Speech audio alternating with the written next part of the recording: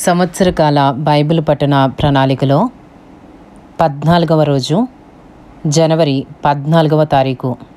ఈనాటి భాగములో 2 అధ్యాయములు క్రొత్త నిబంధన గ్రంథము నుండి మార్కు సువార్త 6వ అధ్యాయము మరియు 7వ అధ్యాయము.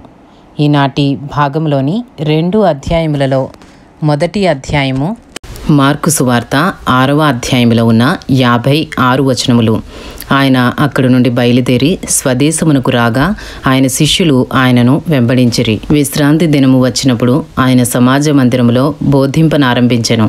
అనేకులు ఆయన బోధ విని ఆశ్చర్యపడి, ఈ సంగతులు ఇతనికి ఎక్కడి నుండి వచ్చెను? ఇతనికి ఇయ్యబడిన ఈ జ్ఞానం ఎట్టిది? ఇతని చేతుల వలన ఇట్టి అద్భుతములు చేయబడుచున్నవి. ఇదేమి?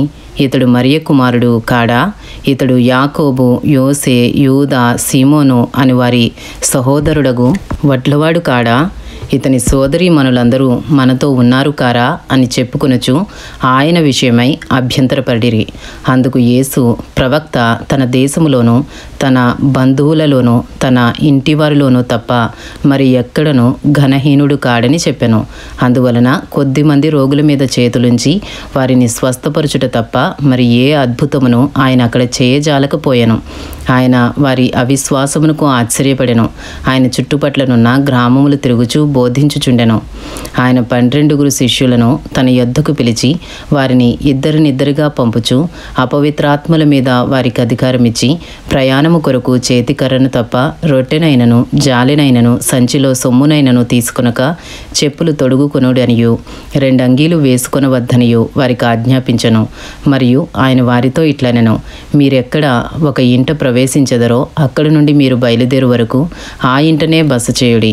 ఏ స్థలమందైనను జనులు మిమ్మను చేర్చుకొనక మీ మాటలు వినకుంటే మీరు అక్కడ నుండి బయలుదేరినప్పుడు వారి మీద సాక్ష్యముగా ఉండుటకు మీ పాదముల క్రింది ధూళి దులిపివేయుడి. కాగా వారు బయలుదేరి మారు మనసు పొందవలెనని ప్రకటించుచు అనేక దయ్యములు వెళ్ళగొట్టుచు నూనె రాచి అనేకులగు రోగులను స్వస్థపరచుచూ నుండిరి. మార్కు సువార్త 5వ అధ్యాయము 14వ వచనము నుండి. ఆయన కీర్తి ప్రసిద్ధమాయను గనుక రాజైన హేరోదు ఆయనను గూర్చి విని, బాప్తిస్మమిచ్చు యోహాను మృతుల నుండి లేచియున్నాడు గనుక అతని యందు అద్భుతములు క్రియారూపకములగుచున్నవని చెప్పెను. ఇతరులు ఈయన ఏలియా అనియు, మరికొందరు ఈయన ప్రవక్త అనియు, ప్రవక్తలలో ఒకని వలె ఉన్నాడనియు చెప్పుకొనుచుండిరి. అయితే హేరోదు విని, నేను తల కొట్టించిన యోహానే, అతడు మృతులలో నుండి లేచి ఉన్నాడని చెప్పాను.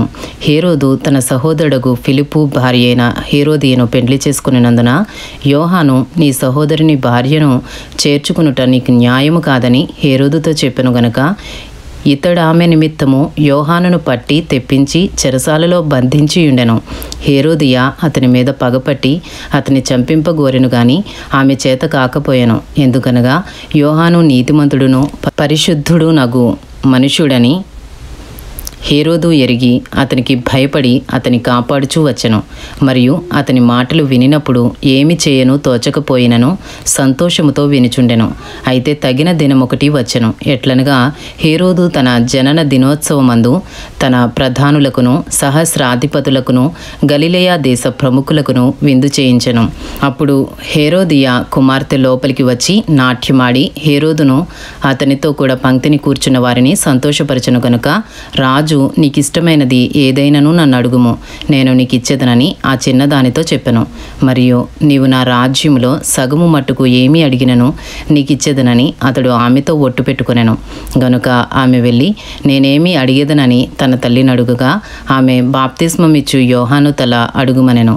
వెంటనే ఆమె త్వరగా రాజునొద్దకు వచ్చి బాప్తిస్మమిచ్చు యోహాను తల పల్లెములో పెట్టి ఇప్పుడే నాకు ఇప్పింపగోరుచున్నానని చెప్పెను. రాజు బహుగా దుఃఖపడెను. కానీ తాను పెట్టుకునిన ఒట్టి నిమిత్తమును తనతో కూర్చుండి ఉన్న వారి నిమిత్తమును ఆమెకు ఇయ్యను అననొల్లకపోయెను. వెంటనే రాజు అతని తల తెమ్మని ఆజ్ఞాపించి ఒక బంట్రౌతును పంపెను. వాడు వెళ్ళి చెరసాలలో అతని తలగొట్టి పల్లెములో అతని తల పెట్టి తెచ్చి ఆ చిన్నదానికిచ్చెను. ఆ చిన్నది తన తల్లికిచ్చెను. యోహాను శిష్యులు ఈ సంగతి విని వచ్చి శవమును ఎత్తుకుని పోయి సమాధిలో ఉంచిరి. మార్కు సువార్త 6వ అధ్యాయము 30వ వచనము నుండి. అంతటా అపోస్తలులు యేసునొద్దకు కూడి వచ్చి తాము చేసినవన్నీయు బోధించినవన్నీయు ఆయనకు తెలియజేసిరి. అప్పుడు ఆయన, మీరేకాంతముగా అరణ్య ప్రదేశమునకు వచ్చి కొంచెము సేపు అలసట తీర్చుకొనుడని చెప్పెను. ఏలయనగా అనేకులు వచ్చుచూ పోవచ్చు నుండినందున భోజనము చేయుటకైనను వారికి అవకాశము లేకపోయెను. కాగా వారు దోణి ఎక్కి అరణ్య ప్రదేశమునకు ఏకాంతముగా వెళ్ళిరి. వారు వెళ్ళుచుండగా జనులు చూచి అనేకులు ఆయనను గుర్తెరిగి సకల పట్టణముల నుండి అక్కడికి కాలినడకను పరిగెత్తి వారికంటే ముందుగా వచ్చిరి. గనుక యేసు వచ్చి ఆ గొప్ప జన సమూహమును చూచి వారు కాపరు లేని గొర్రెల వలె ఉన్నందున వారి మీద కనికరపడి వారికి అనేక సంగతులను బోధింపసాగెను. చాలా ప్రొద్దుపోయిన తరువాత ఆయన శిష్యులు ఆయన ఎద్దుకు వచ్చి, ఇది అరణ్య ప్రదేశము, ఇప్పుడు చాలా ప్రొద్దుపోయినది. చుట్టుపట్ల ప్రదేశములకును గ్రామములకును వారు వెళ్ళి భోజనమునకేమైనను కొనుక్కున్నటకు వారిని పంపివేయమని చెప్పిరి. అందుకైనా, మీరు వారికి భోజనము పెట్టుడనగా వారు, మేము వెళ్ళి 200 దేనారముల రొట్టెలు కొని వారికి పెట్టుదుమా అని ఆయనను అడిగిరి. అందుకైన, మీ యొద్ద ఎన్ని రొట్టెలున్నవి పోయి చూడుడని వారితో చెప్పాను. వారి చూచి తెలుసుకుని 5 రొట్టెలను 2 చేపలు ఉన్నవనిరి. అప్పుడు ఆయన పచ్చిక మీద అందరూ పంక్తులుగా కూర్చుండవలెనని వారికి ఆజ్ఞాపింపగా వారు 100 మంది చొప్పునను 50 మంది చొప్పునను పంక్తులు తీరి కూర్చుండిరి. అంతటా ఆయన 5 రొట్టెలను 2 చేపలను పట్టుకుని ఆకాశము వైపు కన్నులెత్తి ఆశీర్వదించి ఆ రొట్టెలు విరిచి వారికి వడ్డించుటకు తన శిష్యులకిచ్చి ఆ 2 చేపలను అందరికీ పంచిపెట్టెను. వారందరూ తిని తృప్తి పొందిన తరువాత మిగిలిన చేపలను రొట్టె ముక్కలను 12 గంపెళ్ళు ఎత్తిరి. ఆ రొట్టెలు తినిన వారు 5,000 మంది పురుషులు. మార్కు సువార్త 6వ అధ్యాయము 45వ వచనము నుండి. ఆయన జనసమూహమును పంపివేయనంతలో దోణి ఎక్కి అద్దరినున్న బేత్సైదాకు ముందుగా వెలుడని ఆయన తన శిష్యులను వెంటనే బలవంతము చేసెను. ఆయన వారిని వీడు కొలిపి ప్రార్థన చేయుటకు కొండకు వెళ్ళెను. సాయంకాలమైనప్పుడు ఆ దోణి సముద్రము మధ్య ఉండెను. ఆయన ఒంటరిగా మెట్టనుండెను.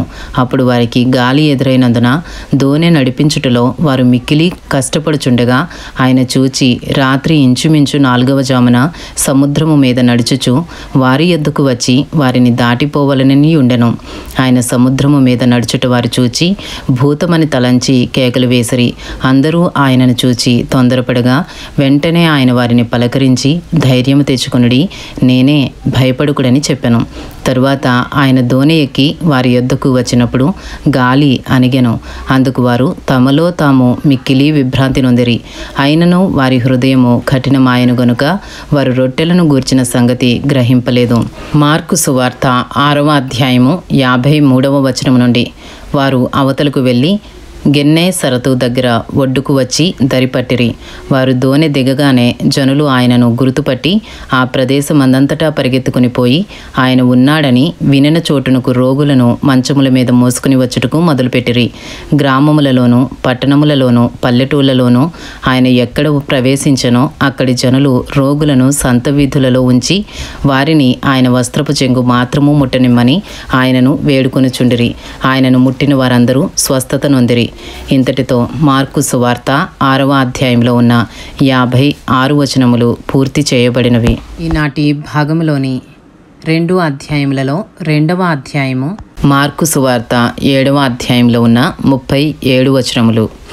యెరూషలేము నుండి వచ్చిన పరిసయ్యులను శాస్త్రులలో కొందరును ఆయన యొద్దకు కూడివచ్చి ఆయన శిష్యులలో కొందరు అపవిత్రమైన చేతులతో అనగా కడుగని చేతులతో భోజనము చేయుట చూచిరి. పరిసయ్యులను యూదులందరూ పెద్దల పారంపర్యాచారమును బట్టి చేతులు కడుగుకుంటేనే గాని భోజనము చేయరు.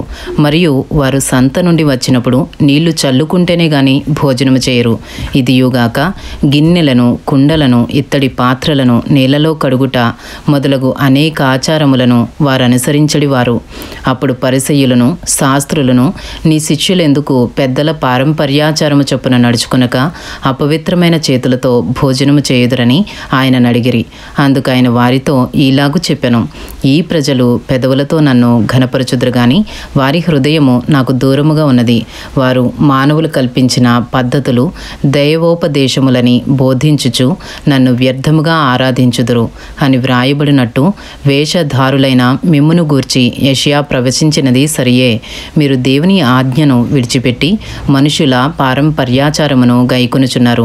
మరియు ఆయన, మీరు మీ పారంపర్యాచారమును గైకొనుటకు దేవుని ఆజ్ఞను బొత్తిగా నిరాకరించుదురు.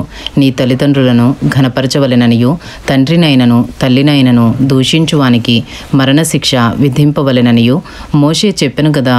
అయినను మీరు ఒకడు తన తండ్రినైనను తల్లినైనను చూచి, నా వలన నీకు ప్రయోజనమగునది ఏదో అది కొర్బాను అనగా దేవార్పితమని చెప్పిన ఎడల, తన తండ్రికైనను తల్లికైనను వానిని ఏమీయూ చేయనియ్యక మీరు నియమించిన మీ పారంపర్యాచారము వలన దేవుని వాక్యమును నిరర్ధకమును చేయుదురు.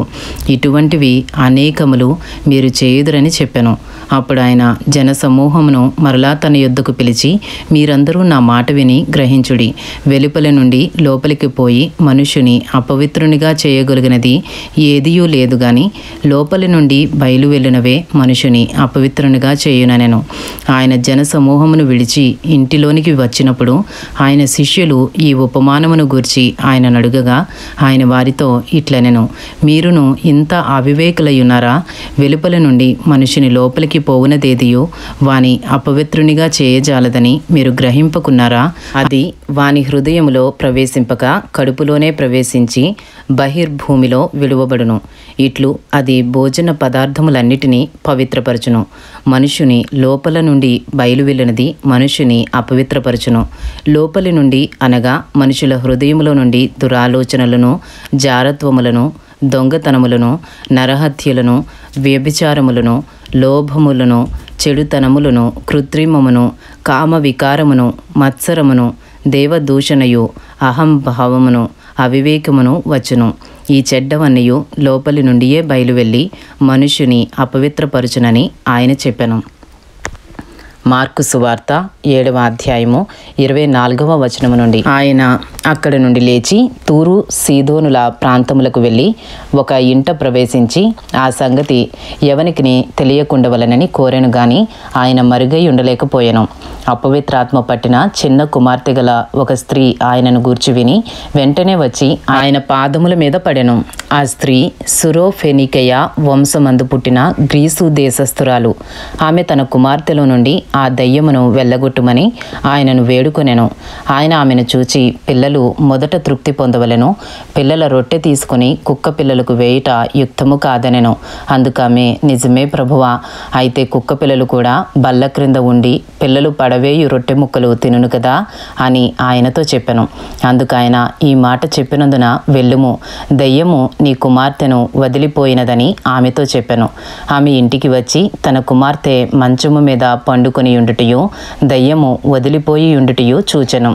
ఆయన మరలా తూరు ప్రాంతములు విడిచి సీదోను ద్వారా దెకపొలి ప్రాంతముల మీదుగా గలిలయ సముద్రమునొద్దకు వచ్చెను. అప్పుడు వారు చెవుడు గల నత్తివాని ఒకని ఆయన యొద్దకు తోడుకొని వచ్చి వాని మీద చెయ్యి ఉంచుమని ఆయనను వేడుకొనిరి. జన సమూహములో నుండి ఆయన వానిని ఏకాంతమునకు తోడుకొని పోయి వాని చెవులలో తన వ్రేళ్లు పెట్టి ఉమ్ము వేసి వాని నాలుక ముట్టి ఆకాశము వైపు కన్నులెత్తి నిట్టూర్పు విడిచి ఎఫతా అని వానితో చెప్పెను. ఆ మాటకు తెరవబడుమని అర్థము. అంతటా వాని చెవులు తెరవబడెను. వాని నాలుక నరము సడలి వాడు తేటగా మాట్లాడుచుండెను. అప్పుడు ఆయన ఇది ఎవనితోనూ చెప్పవద్దని వారికి ఆజ్ఞాపించెను. అయితే ఆయన చెప్పవద్దని వారికి ఆజ్ఞాపించిన కొలది వారు మరీ ఎక్కువగా దానిని ప్రసిద్ధి చేయుచు, ఈయన సమస్తమును బాగుగా చేసి ఉన్నాడు, చెవిటివారు వినునట్లుగాను మూగవారు మాటలాడునట్లుగాను చేయుచున్నాడని చెప్పుకొని అపరిమితముగా ఆశ్చర్యపడిరి. ఇంతటితో మార్కు సువార్త 7వ అధ్యాయంలో ఉన్న 37 వచనములు పూర్తి చేయబడినవి. ఈనాటి భాగంలోని 2 అధ్యాయములు మార్కు సువార్త 6వ అధ్యాయము మరియు 7వ అధ్యాయము పూర్తి చేయబడినవి. Thank you lord.